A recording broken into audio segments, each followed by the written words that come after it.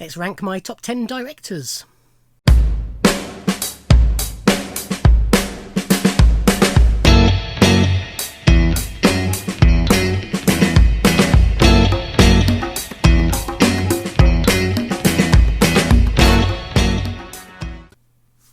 Ahoy hoy everybody, and welcome to another film ranking video. And yes, I'm ranking my top 10 film directors. More so than with actors, whom I've ranked previously, but probably a little bit less with actresses. I often buy films because of a director. I know some people pay little or no attention to who's directed a film, but personally it's something quite important to me, and it can, make or break me wanting to see a film. There's, a number of directors who I have a number of their films I really like, but a number of films I have little interest in, largely because of subject matter rather than quality of the film. So there's some quite big names who are sort of missing from this list. Steven Spielberg, most notably. There's a big chunk of his catalogue that I just have no interest in watching.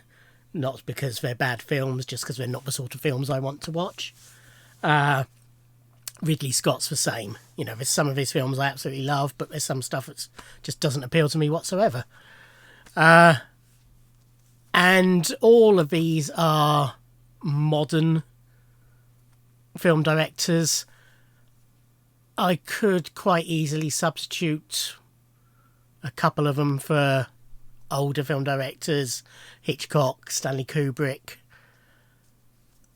But, I think these are the ones whose films still excite me when they bring out new ones. So, therefore, I would sort of rank them above those, if you see what I mean, because, those are now finished catalogues, and I really enjoy them, and I own all of them, and they're certainly directors who I love most of their work, if not all.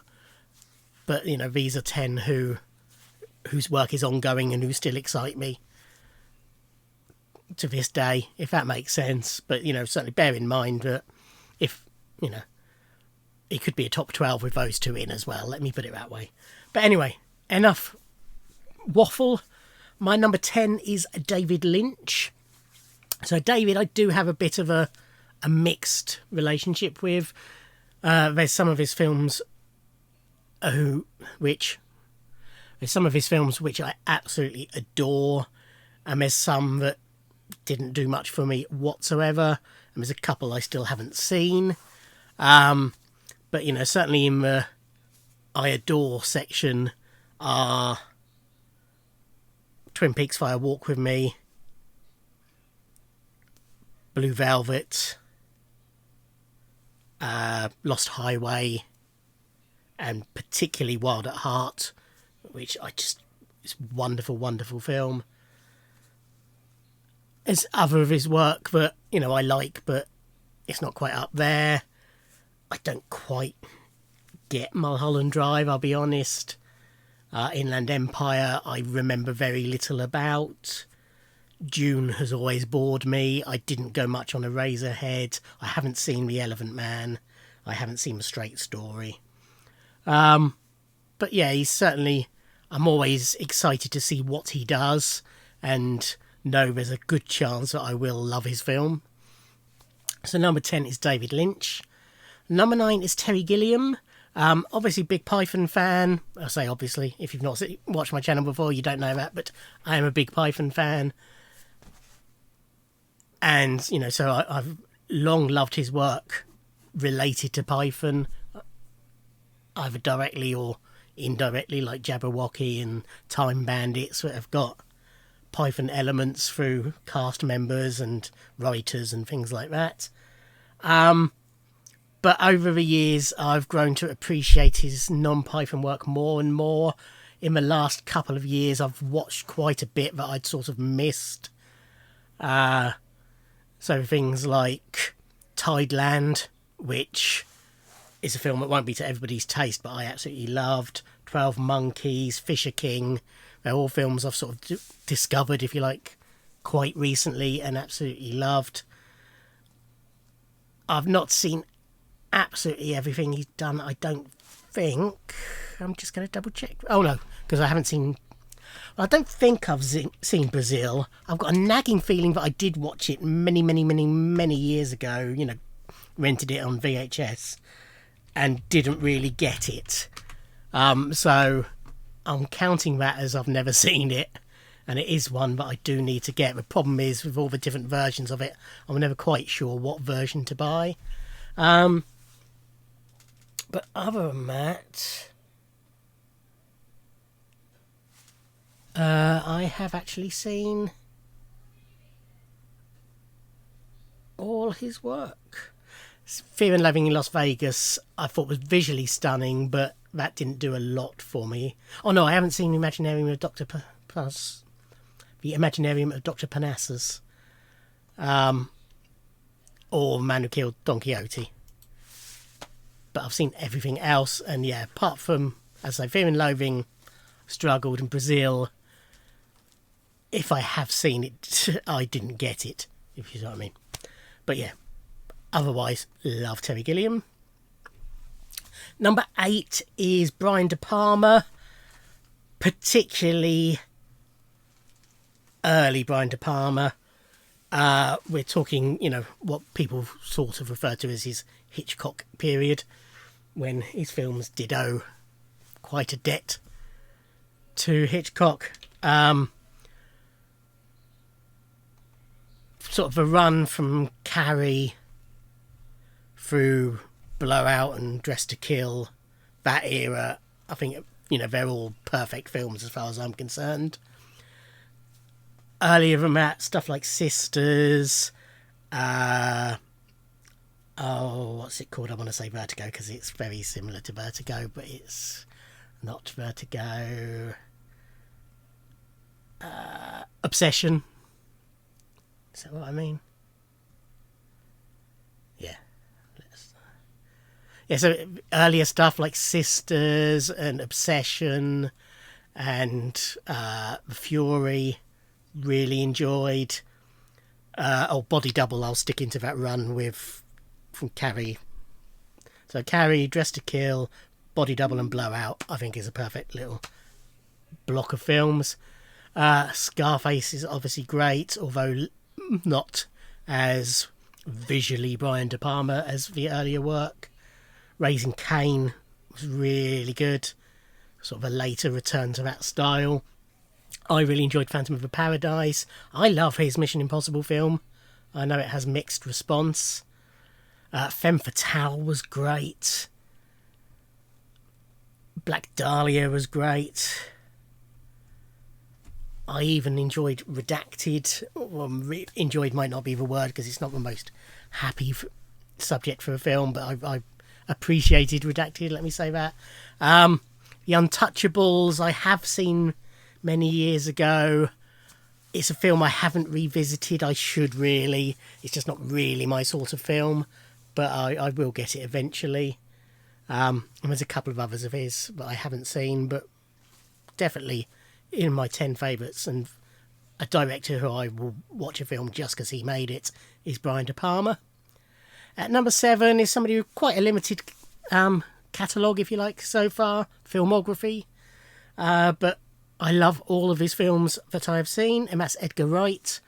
So the Cornetto trilogy, all wonderful, you know, particularly, as I said in my actors section, particularly Shaun of the Dead and Hot Fuzz, but I've a lot of time for The World's End as well.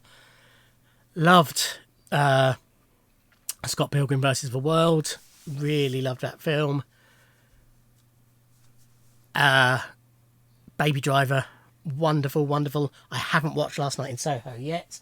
I received it as a late birthday present from my cousin. It's on my to-watch pile. But I'm looking forward to watching that. Yeah, and always excited when his name's bandied about and what he's doing. Edgar Wright. Number 6 is John Landis. I've seen most of his films. There's a couple I haven't, but I've seen most of his films. There's some that, you know, are top tier films for me, particularly An American Werewolf in London, but also Trading Places is just magnificent. On top of that, you know, I've got a lot of time for Amazon Women on the Moon. That's a film I've owned on every format. Blues Brothers is obviously a masterpiece. Blues Brothers 2000, less so, but I do enjoy it. Burke and Hare I really enjoyed. Into the Night, which is a fairly recent discovery for me, was a great film. A lot of time for Kentucky Fried Movie. Animal House. Three Amigos. Yeah, great director, lovely bloke as well. I have met him. But yeah, he's another film, another director who I watch a film just because he's made it. It's John Landis. Number 5 is Paul Verhoeven. I would say all this top 5 could sort of be my equal number 1. They're all, real top tier, must watch their work directors. Paul Verhoeven, probably RoboCop was probably the first thing of his I saw. But I would say, his Dutch work, his Dutch work, I haven't seen any. I've got Spetters, it's in my to-watch pile, but I haven't seen it yet. But I haven't seen any of that. But of his American and then post-American films, Flesh and Blood, I absolutely love. It's not quite perfect, but it's damn close. RoboCop's perfect. Total Recall's perfect. Basic Instinct's pretty much perfect. Showgirls is my guilty pleasure movie, if such a thing exists. If you understand that it was made tongue-in-cheek, then you should be able to appreciate it. It's a work of genius. Starship Troopers is perfect. Hollow Man's very good. And then when he left America, Black Book, wonderful film. And Elle, is it called? Oh, I was doing so well with listing them men. Yes, Elle. That was a great film as well. I haven't seen Bernadette yet, but looking forward to watching that. But yeah, his visual style, his matter-of-factness about violence and sex and all that sort of stuff is just wonderful. Yeah, he's just a genius, Paul Verhoeven. Number 4 is Oliver Stone.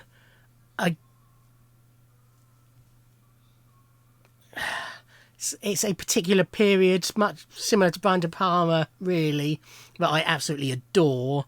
Sort of from Platoon through to Nixon, probably. JFK is my favourite film of all time.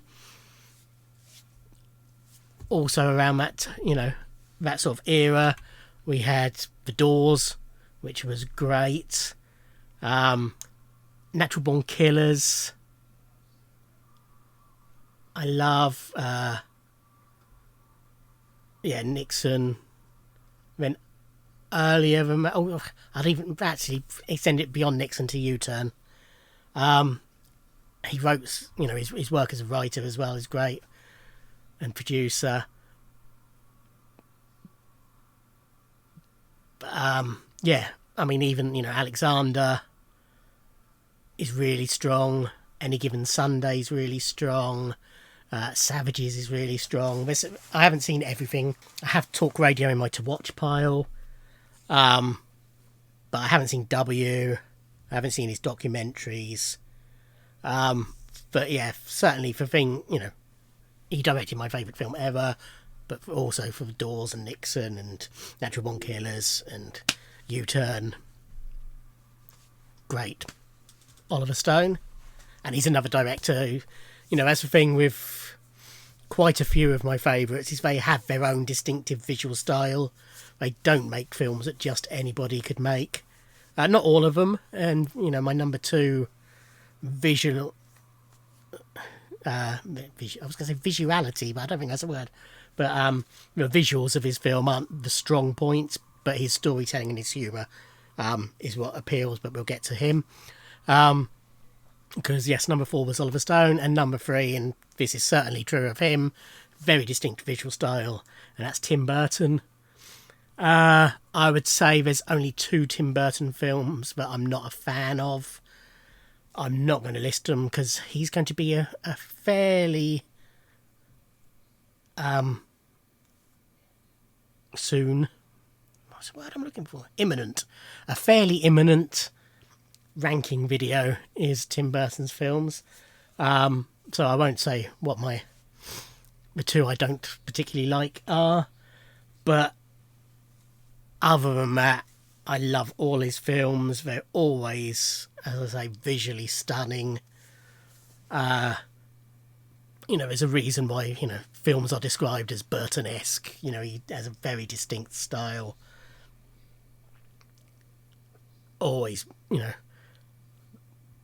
even if you ignore plot and dialogue even, his films are always visually worth watching.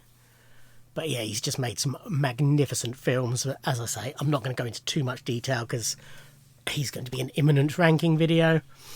And I do know roughly what that ranking will be, certainly top and bottom anyway. So yes, number 3 is Tim Burton. Number 2 is Kevin Smith. I love Kevin Smith as a person. I love his films. I haven't seen Yoga Hosers. As far as I'm aware, it hasn't had a physical release in the UK. I've never seen notice of one. I don't know if the American Blu-ray will play on a non-multi-region player.